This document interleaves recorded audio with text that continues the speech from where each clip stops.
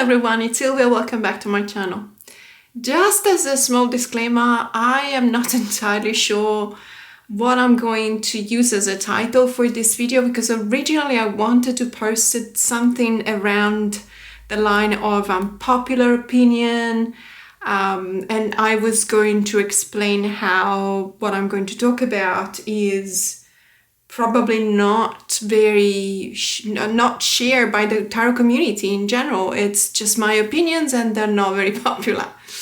But I really don't want to make any kind of assumptions on the tarot community. Having said that, I am aware that the tarot decks and tarot and oracle decks that I'm going to show you today, these are decks that throughout the years, so they're not new, they have been published years ago, and throughout the years they've attracted a lot of backlash for whatever reason, mostly for quality reasons, for imagery reasons. There's always the old issue with Insight Edition publishing fantastic, really gorgeous looking major arcanas and then slipping on the minor arcanas and just making them really lazy or confusing.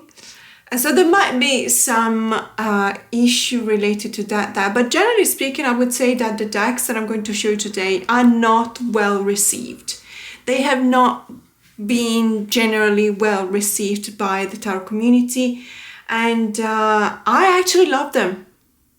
I do. I love them. And as I said, I don't want to make any kind of assumption on whether you, the viewers, actually like those decks or don't.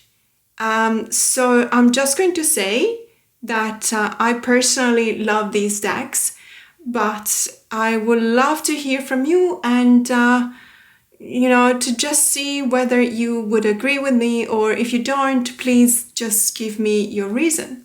So I might be the only one that actually likes these decks, but I don't mind. What I'm going to do is I'm going to explain to you why I actually love them. Okay, so we're going to start with an oracle deck and we're going to zoom in. This is the Signs of the Times Oracle by Crystal Benna. It's a 44 cards oracle deck that has been published a few years ago, let's say 2-3 years ago, by Hay House. And it comes at a very affordable price. I honestly don't believe how much I spent, but this deck was probably under $20 Australian, so very affordable. It is a mass market deck. I believe all of the decks that I'm going to show you today are mass market decks.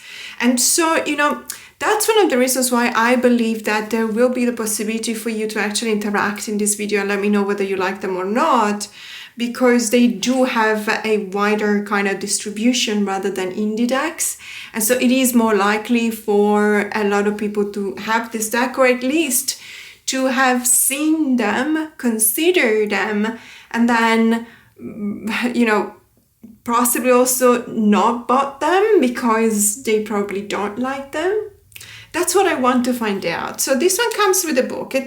There's nothing, I would say, special about this deck. It's special to me because of how I use it.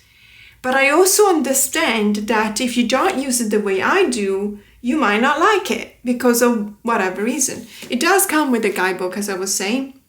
And the guidebook is fine. There is absolutely nothing wrong with it. It actually gives you a fair bit of information regarding the cards. And when we look at the cards, yeah, it's probably not my most beautiful deck, but it's not like I buy a deck because it needs to be the most beautiful deck in my collection. And it's not ugly. It's actually pleasant to me. It looks very pleasant. It's very simple. It's very straightforward. And I would say, if you look at the images on the card and the association between the title and the keyword, which I always like, when there's a title and the keyword, that's already something that is ticking boxes for me. So if you do this kind of association, this work between images, titles, and keywords, you will see that it actually hits a very specific spot. And for me, when I look at my collection, I don't have that many unpretentious, so very simple, let's say, decks, oracle decks that are very chatty, communicative, but also straight to the point. I don't have that many. And on the other hand, I do have a few tarot decks that I would love to pair up with very straightforward kind of oracle decks, because they do come with these kind of vibes. So this deck, I don't know why, but when I showed it a couple of times on my channel, and then I stopped because I thought that it was actually attracting a lot of negative comments from people saying this is just someone calling it a very simple kind of Lenormand. And this is not a Lenormand. I have Lenormand decks that follow the traditional way in which they have been created, and I have Lenormand decks that just take a different kind of path. This one is neither. This is not a traditional Lenormand, it's not a modern Lenormand, it's just not a Lenormand deck. The vibe, not even a Keeper, not a Sibylla, it's an oracle deck. I don't know why, and I had two people actually making the same comment. And I don't see, I could see that because, it does give you the title of the object that is depicted on the card, but so do hundreds of other oracle decks. So I personally look at it and I feel that it's very communicative. So I just wanted to show you the way I use it. This is my favorite deck to use in combination with a tarot deck that I really love using, and it's the Cosmic Cycles Tarot. This is indeed an indie deck, but it's still available, and it's not like crazy expensive, although I don't know what the situation with the shipping is, so you may have to check that out. It's by Martina Raz and the illustrators Miriam E.G. The edition that I've got is the second one. There's also a really cute one with pink, I believe they're pink or purple kind of edges. This one is not edged, but I'm perfectly happy with this one.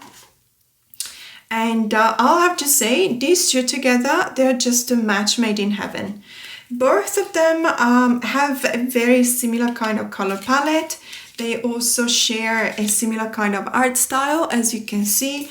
Not the same authors, of course, but it doesn't really matter because they really vibe together. They pair up really nicely. Also, when it comes to the vibes, I would say they're very similar because they are both very straightforward decks. And I really appreciate that from both of them. And it makes it easier for me to do maybe a very quick kind of reading. And I also appreciate that the keyword on the bottom of the card of the oracle cards share a very similar kind of art font with the tarot deck. So when I look at the keyword, I'm still in the same zone as when I look at the titles on the cards from the tarot deck. I know that these are just details, but at the end of the day, I do pay attention to details. When I'm judging a deck, when I'm judging whether I can actually respond, understand the message, vibe with the deck, bond with it, these are details that I pay attention to. The vibes, the color palette, the art style, even the font, and obviously, how does it read? And I would say these two, as I said, perfect together, absolutely gorgeous together. They have these conversations that they're very informative, very chatty, and you can keep on going, you can keep on reading. So I know that this looks like it was mostly a money grab, as in making something very simple and just sending it to the publishers. I personally do not believe that. I believe that this deck is an oracle deck that has the same dignity as other more probably more expensive, more elaborate, more sophisticated kind of decks. It is not a Lenormand. I don't know why I don't feel those vibes, but if you do feel that this is more akin to a Lenormand deck, please let me know. I personally do not agree, and I use it all the time with the Cosmic Cycles, and it's a fantastic reader, both of them. And the next deck is a deck I talked about during my Spooktober month. And it's the Phantomwise Tarot by Erin Morgenstern. Erin is the author of The Night Circus. So I've heard a lot of people really disliking this deck for many reasons. I believe that it was due to the fact that a lot of us really, really loved The Night Circus, the book, and many of us probably expected the tarot to be more of a deck with the same vibes of The Night Circus, which is an incredibly magical kind of book.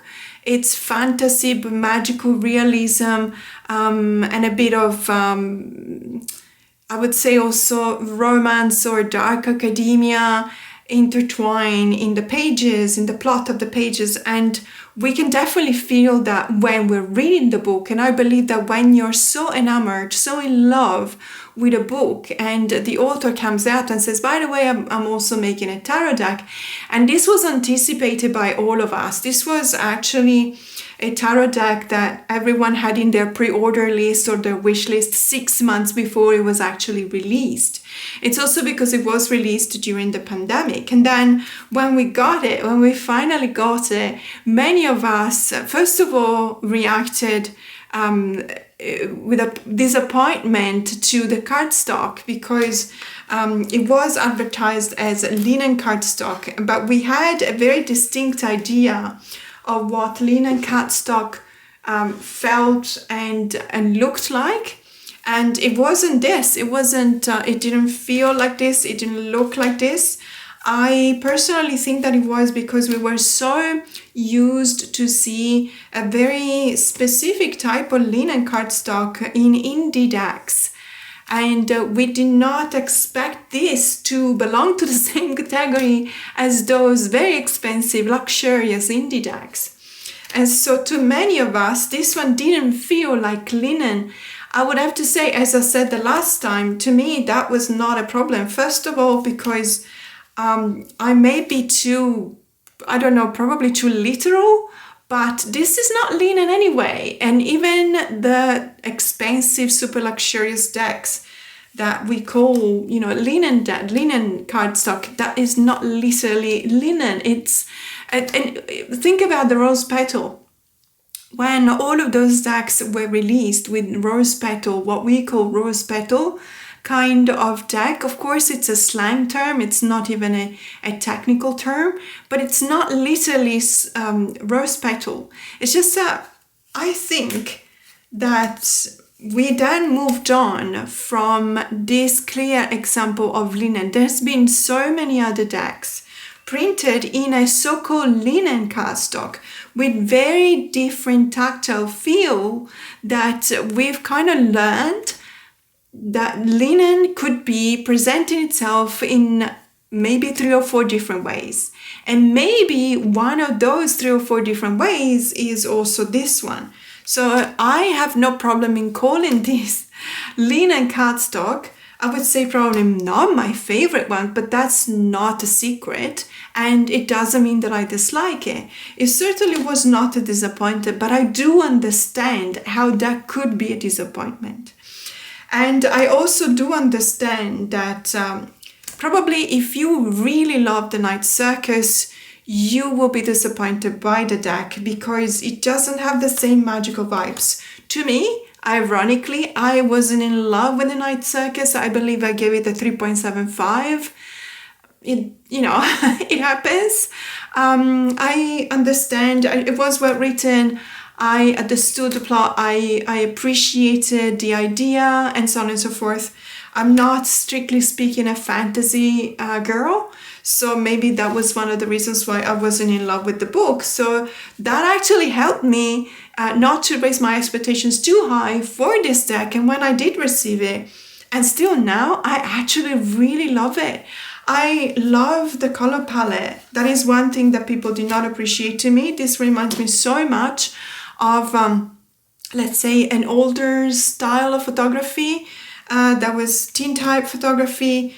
And obviously these are not photographs at all. This is obviously art style, but the color palette reminds me of those photographs. And I really appreciate it. I like it. I feel that there is a sense of magical that you can feel coming out of the cards in any case. Some of them are really lovely, and I really do appreciate when I use it, looking at these cards and feeling the vibes that the deck is communicating through the artwork to me. So I know, unpopular opinion, but look at this Two of Wands. I feel that this is probably the most poignant Two of Wands I've ever seen, because I also relate to my experiences in my own life, in my personal life. So obviously, this is one of the ways in which we bond with the deck. Does it resonate with me? Yes, probably also because of these cards where I see the cats. And maybe if you don't have memories, really cherished memories with a cat, these cards will not tell you much, but they do to me. And so I respect everyone's opinions, but I'm also here thinking maybe there's someone else out there that really loves these decks, and they don't say it because they know that the community, the general idea of the tarot community in regards to this deck is not entirely positive. So the next deck is, obviously, I had to come out with an Insight Edition deck. I had to because I know for a fact there's a lot of people that are constantly disappointed by Insight Edition fandom decks. I'm one of them. I am disappointed. I rehomed the Ghostbuster Tarot because it made me cry. Because it made me cry for how bad it was. And that can be said for, not that they made me cry, but other decks as well. And, and to the point that now, whenever I see that there's a deck which is from Insight Edition that's actually really well written, really well done, I cannot stop praising them and, applauding them and saying, job well done, because I want them to keep on doing that and not reverting back to the usual hit and miss and mixed bag of feelings that I always feel whenever I purchase a deck that has been released by them. However, this is the Stranger Things Tarot.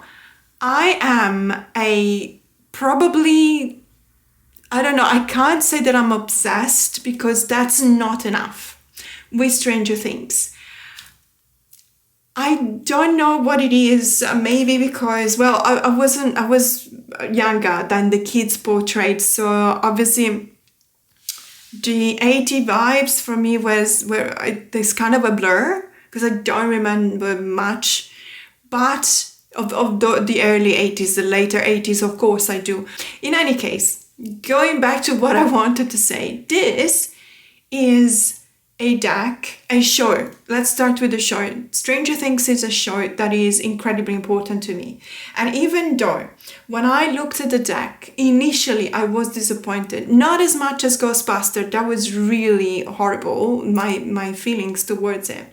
I was slightly disappointed. Afterwards, that made me, let's say, go back and rewatch all of the existing seasons of Stranger Things, because I wanted to see if I could relate more to the cards. Does that make sense? So I'm actually grateful to the deck, to some of the minors, because they did put some doubt in me whether I could remember enough of the TV show in order to understand what the scene was.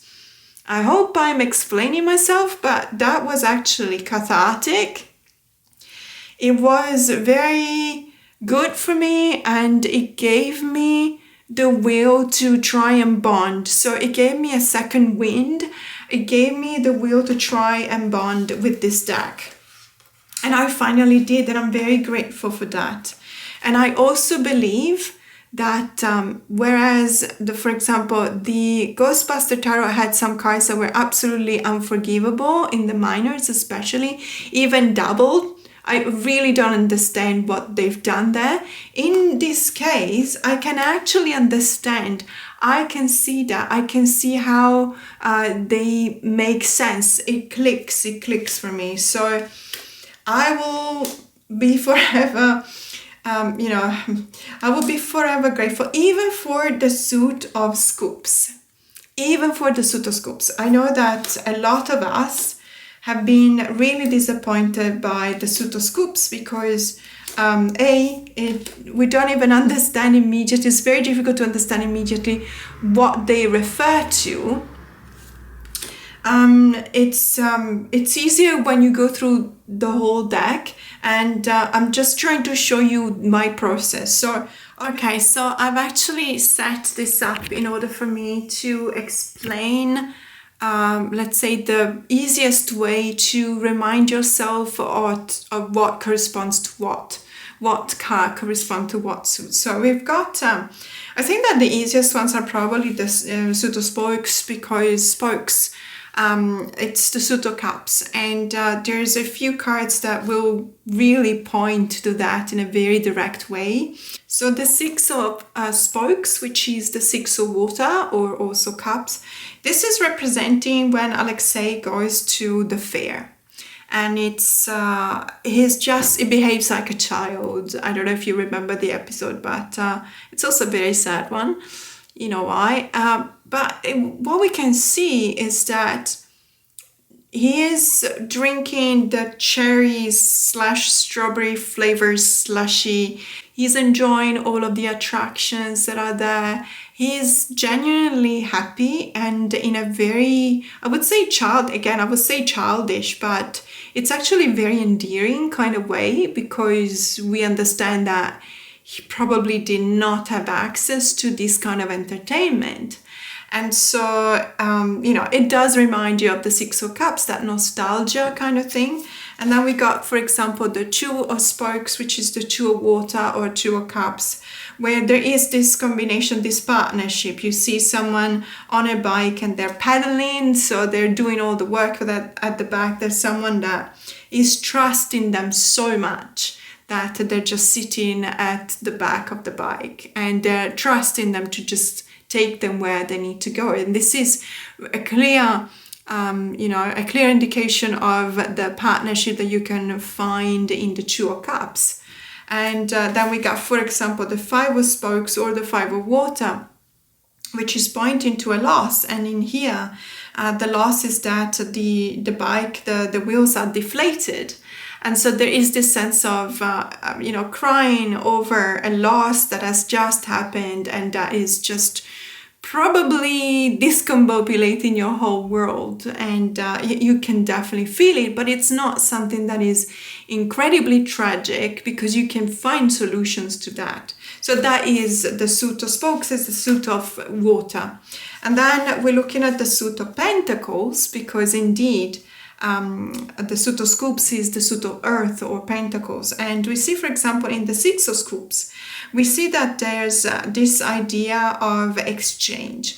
So we have two cones, ice cream cones with some scoops, and there's this idea of the two hands going together and meeting at a certain point and meeting each other. So this is, if you replace the ice cream cones with actual coins, I don't think anyone would have had any problems in reading this suit as the suit of pentacles because of that. But also, to me, because the scoops are round, it does remind me of the shape of pentacles. So that's also something that I find easier to connect to. The Five of Scoops is, you have this loss. You're losing your resources, which is a perfect way to depict the Five of Pentacles. You're losing your resources, because the coin here will not hold all of these scoops any longer. So you're in a situation in which you're definitely losing your resources. And the Three of Scoops, there is this collaboration of flavor. It's three, but at the same time, they're in the same plate, the same dish. And so it's a way to point at collaboration. Trust me, I know that it may sound almost as if it were a bit pushed, a bit forced, but it's actually not like that. And I do, however, understand that because it's not clear and it's not straightforward, this might not resonate with a lot of people. It does to me though. And I just wanted to show you the way in which I connected to these cards. Now, probably the most difficult one for me was the suit of strength, which is the suit of wands, of fire. because not all of the cards really resonate. But what I would have to say is that the light to me points to fire. So that was that helping me out. And the Ten of Strengths being Joyce, and she's just taking everything, especially in season 1, she's taking all of the burdens upon herself. And this is the moment in which she wants to communicate with Will. And she has seen that she can kind of do that through the light. And so she buys, like, I don't know, she spends her whole salary buying Christmas lights, and then she puts them all over her house. And she writes down the letter of the alphabet. So, Will be able to point to the letters with the lights and tell her and communicate with her. So this is the heaviness of, doing everything that you can and still having this burden on your shoulder. And then the Seven of Strengths is where they go back into Joyce's house, and they know that the Demogorgon it's going to be there, and I have to face it. And so there is this idea of, sticking up for what you're doing, because at the beginning, Steve didn't want to be there. So it looks like he goes away, and then he comes back with a baseball bat. So he's joining into what Jonathan and Nancy are trying to defeat the Demogorgon. So there's a lot that I can relate to this card, and the Seven of Wands. And then the Five of Strengths, which is a Five of Fire, Five of Wands, with all of these competing energies. So you can, I can feel it, I can relate, I can feel it, and I understand it. And then the Suit of Dice, which is related to the Suit of Air, so the Suit of Swords, basically. And this is pointing to the moment in which you really need to take a break. And it feels like it's not exactly the same as Castle Buyers, but it does remind me a little bit of that, because Will, when he's trapped in the Upside Down, is obviously exhausted because he's running away from the Demogorgon, but at the same time, he has found refuge and in what is now a ruined kind of Castle Buyers. And it does give me that idea. You just need to take refuge. You need to take a break. You need to stop, because your body is demanding and your mind is demanding it as well. So that is the way in which I relate to this. And this is the Six of Dice, which is actually very, very emotional, because it says here there be monsters. And I really like this idea, because there is this sense of having to move forward, but also knowing what you're going to face, and knowing that you have to face it nonetheless, because you need to move on to the other side. Basically, you need to move on to the normal world and not the Upside Down. You need to move away from the Upside Down. So there is this sense of transaction and transformation that is implied in the Six of Swords, but also that sense of anxiety that is related to the fact that that journey you need to embark upon is not necessarily an easy one. So I definitely understand that. And the Two of Dice, this is literally someone trying to make a decision, looking at a map, but being completely clueless about where to go, which is basically a good representation of the Two of Swords. So this is the way I relate to the deck.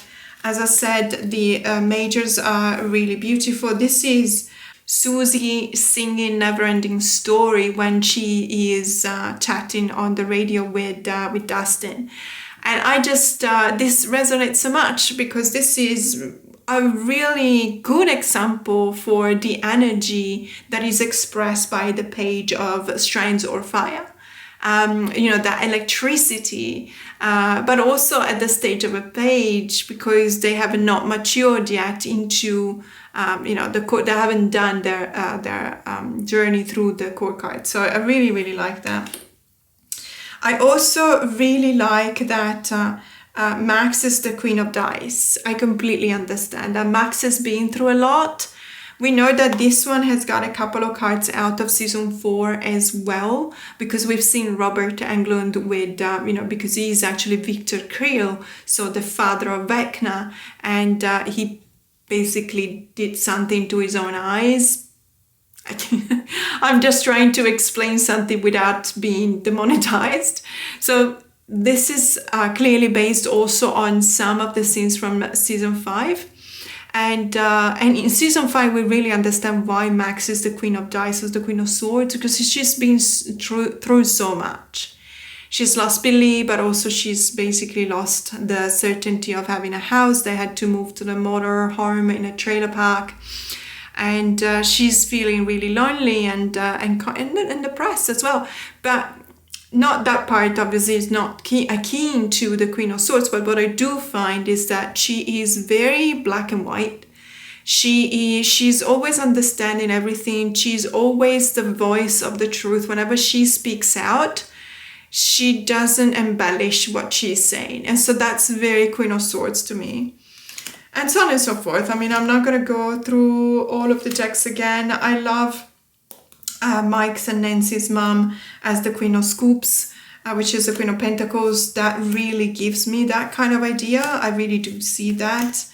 And I also like the fact that in that case, we've got one of the adults representing an adult in the court cards, the Queen.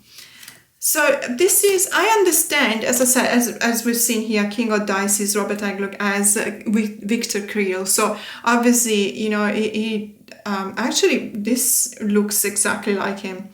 And there is the house at the back. I don't know if you can see through the lens here. But this is, to me, it is well done. It's, I love Mary. It's my favorite character. I just love him so much. And especially in season 4, he really shines. I really like him. So, as I was saying, it is understandable if you have been disappointed by the deck and the way in which the cards have been laid out and they've been represented. However, in my case, I still love it probably because originally I was slightly disappointed, but I told myself I want to give it a second chance, and giving it a second chance actually helped me, let's say, bond more with the deck. And the next deck is the First Aid for Broken Hearts Tarot by Nonara, published by Sacred Scribe Publishing. Now, this deck has been a very appreciated gift from one of my subscribers and also member, and that was following a video in which I was saying that I'm still really, really sad that my cat Missy passed away.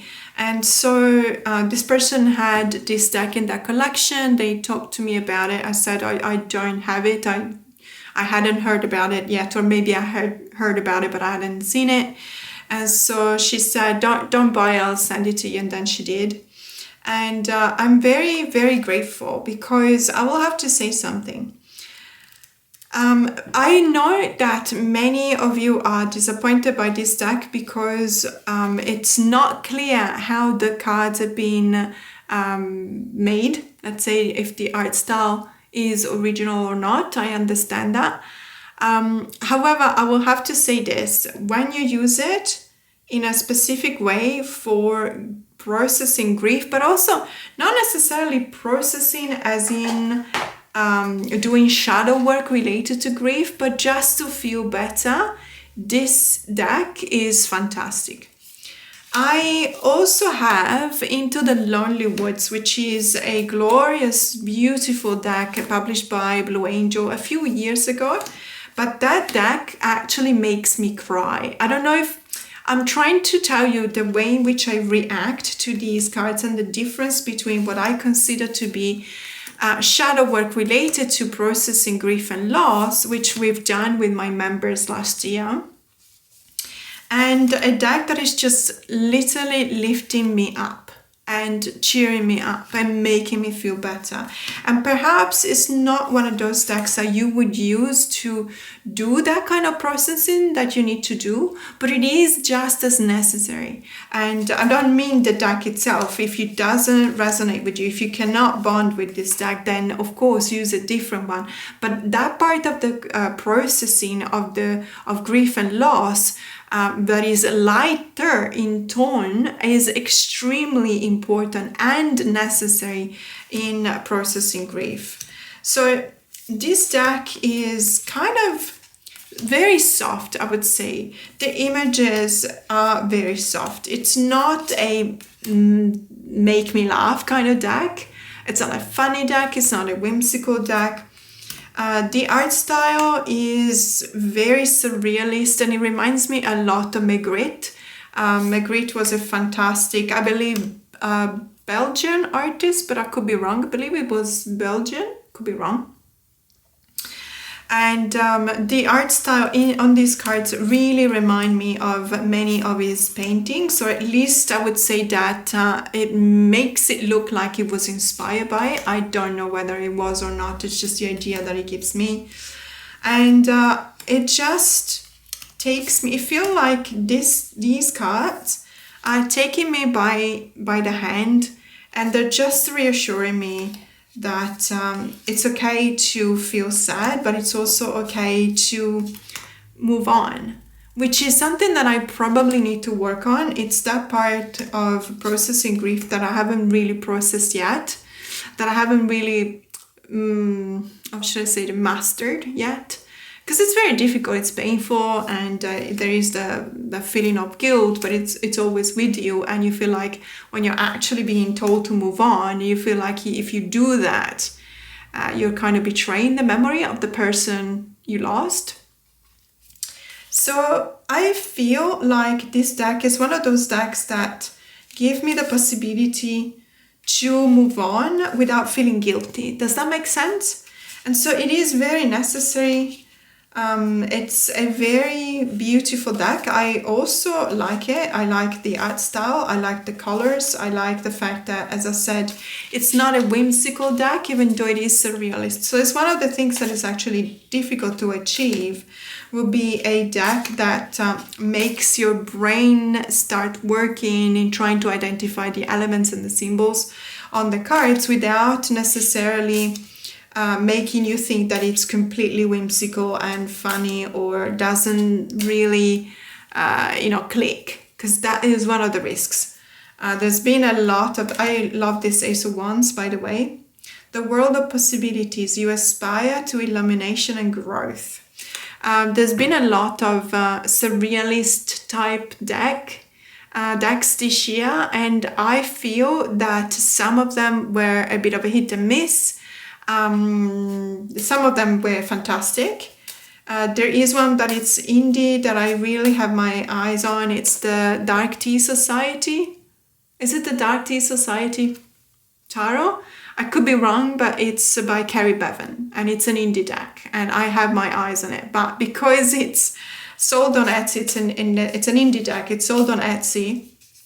Etsy is just charging, I don't know, 3 times the tariffs, the GST that they should. So I'm just waiting to be in London, and I'll reach out to Carrie and see if she can ship it. She's based in the UK. So maybe I will avoid having to pay 30% on charges and commissions, and I don't know what they put on top of the prices on Etsy, because seriously, from $150 you end up spending $200, and out of the additional 40 is on something that is really not understandable, really not understanding what that is referring to. So I will definitely let you know if I end up getting that deck. But I would say that this one is very similar. It gives me similar vibes. It is a mass market deck. And as I said, I feel, especially this card, I was looking for it. And as usual, I can never find it. So the Ten of Wands is one of those cards that really made me cry, but at the same time, it gave me a bit of solace, a bit of relief, if that makes sense, because it's the Nine of Wands, sorry, not the Ten of Wands, the Nine of Wands. It says trust in tenacity, perseverance during a hard time resolves doubts.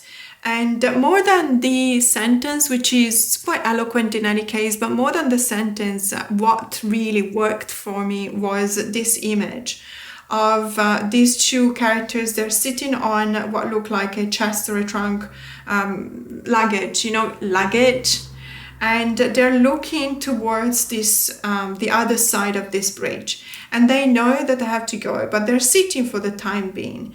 And there is this bird that is actually flying in that direction, and another bird, a peacock, that is just resting on the rail of the bridge. This to me is giving me the vibes of I have traveled a lot already, so the Nine of Wands, and I'm not entirely sure that I can make it, the last bit. And so you get to the Nine of Wands with that feeling that maybe you won't be able to make it to the end, because that's a processing of grief and it's been so painful. But you got there and you still have a little bit to go and you're just doubting that you can make it. But you look at this and you think that it's the last bit and you think, I will have to make it. I just have to. And that imperative is kind of working for me. It's making me think that I can, because I have to. So I don't know, it might be weird, the way in which I relate to this deck. It might be weird, but I've been processing grief and loss for many, many years. And I would say I welcome any tools and instrument that will get me there somehow. And last but not least, it's another Insight Edition deck. And oh my god, so I got this deck quite recently actually. And it's the Supernatural Join the Hunt tarot deck and guidebook. This is an Insight Edition deck. I got it and I was like filming the first impression, or rather the unboxing, and I was telling you guys, I already know that I'm going to be disappointed. It's fine, it's gonna be fine. My hopes are really low. It's gonna be okay. I already know that the minors don't make sense and there's a mix of peepish and fully cynic. I've already done my yoga session. I've already done my respiration, my qigong, and so on and so forth. I have calmed my mind and I can actually look at this deck without getting too upset. And I was looking at it and I was smiling, and every time that I was looking at the cards, apart from obviously the incredibly lazy pips, but I was looking at the cards and I was remembering something that happens in the show Supernatural. Sorry, I should have said so before. It's a TV show on Supernatural. So that's basically the story of two brothers, Dean and Sam Winchester. And it went on for 15 seasons. So they started, mirroring their lives. So they started in their early 20s or mid 20s and they ended up in their early 40s. And so it just really shows to you how they evolve. There's a fantastic character arc for both of them. They go through so many things and they have so many characters that they accompany in these 15 seasons, in these 15 years of their lives, of the characters' lives. And every time that I look at the card, I actually thought to myself, whilst I was filming the unboxing, I thought to myself, this actually isn't so bad. I get this card, yeah, and it's a good choice. And this is not bad, and this is not bad. And I like this as well. And I was really thinking, should I say this now? I was like, should I say this now? Should I tell my subscribers that I actually like this deck? Or should I just take my time and work with it for a while and just deciding whether it's just, let's say, a deck that I accept, that it's also showing me peep 9 minors, or is it a deck that I will end up loving? And so what happened was that I started working with this deck. And admittedly, the best way to work with this deck for me, in order for it to resonate and to make sense, is to combine it with the Oracle deck that is this one here. So this is a Supernatural based Oracle deck as well. This one is also licensed by Warner Bros. And so the images on the cards are even more faithful of a reproduction to the characters that you can see in the show. When you use these two together, they just they get each other, they understand each other, they have this sort of relationship that you can really feel. You can really feel the vibes, you can really tell the communication that is going on here. And if you listen in, you can actually let's say, intuit what the message is.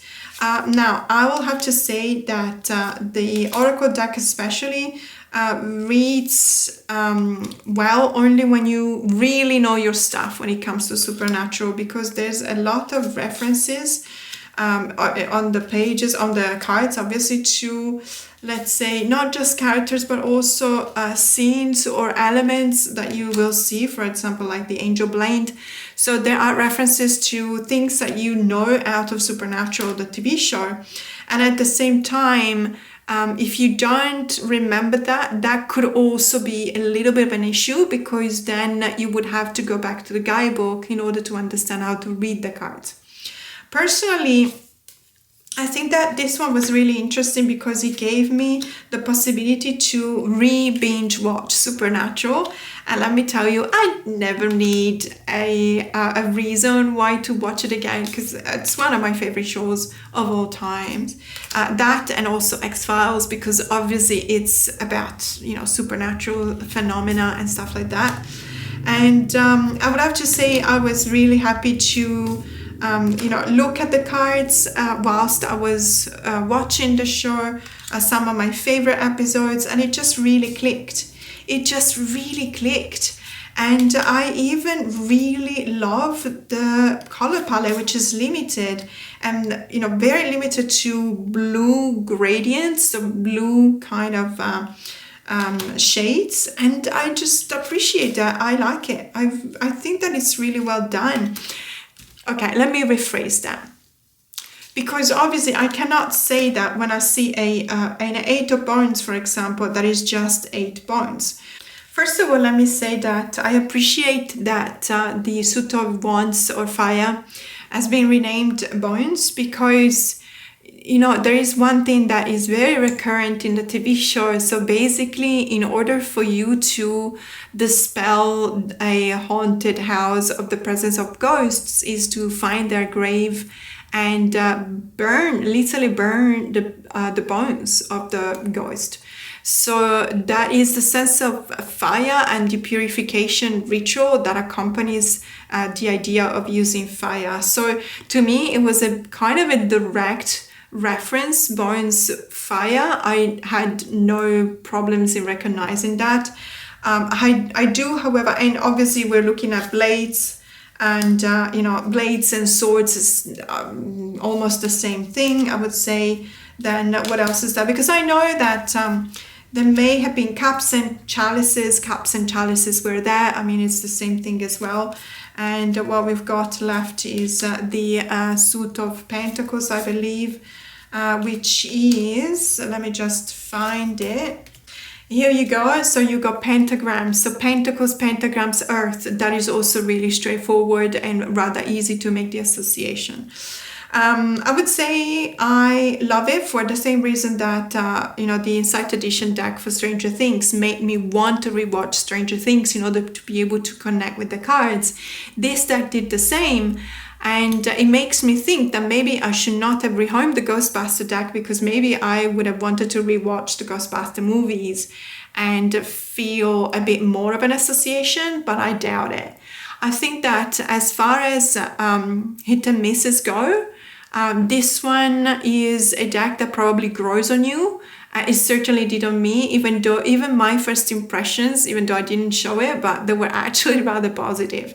And I know that there's a lot of people complaining and saying Supernatural could have been the inspiration for a fantastic deck. And I also know that there's a lot of independently produced tarot decks inspired by Supernatural out there. And if that works for you, then you do you, of course. But this is a deck that I actually love. And yes, it might be due to the fact that I absolutely love Supernatural, the TV show. But there's gotta be something else as well that is more, coming from the deck, the energy, the vibes coming from this deck. I don't know what it is, but I have been working with it ever since I got it every single day. And this deck just makes sense. It clicks, it reads really well. It reads even better with the Supernatural Oracle. and I really love it. So as I said, just let me know in the comments below, just being mindful of respecting everyone's opinion, of course, like I respect everyone else's opinion, but I will be interested to know if you don't love this deck, or if you really dislike them, what the reason is, because then, you know, for me, it's also a way to confront myself with what the tarot community feels like towards these decks. But in any case, that was it for today. Thank you so much for watching, and I will see you very soon. Bye.